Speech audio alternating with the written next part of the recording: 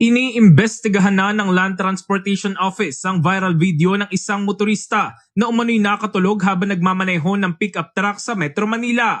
Ayon kay LTO Chief Assistant Secretary Attorney Vigor Mendoza, inumpisahan na agad ang investigasyon matapos makita ng kanilang social media monitoring team ang video. Bagamat sinabi sa video na nakatulog ang driver, nais nilang alamin kung talagang nakatulog ito at kung may medical reason ito. Sa video, makikita ang itim na pick-up na dahan-dahang umaandar habang ilang motorista ang nagtangkang gisingin ng driver. Isang tao rin ang makikitang sinusubukang pigilan na sasakyan.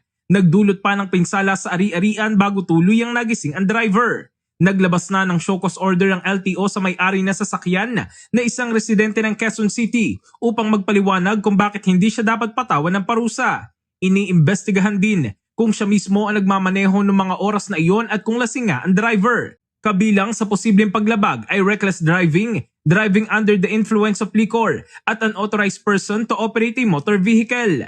Pansamantalang isinailalim sa alarm status sa sasakyan habang nagpapatuloy ang investigasyon.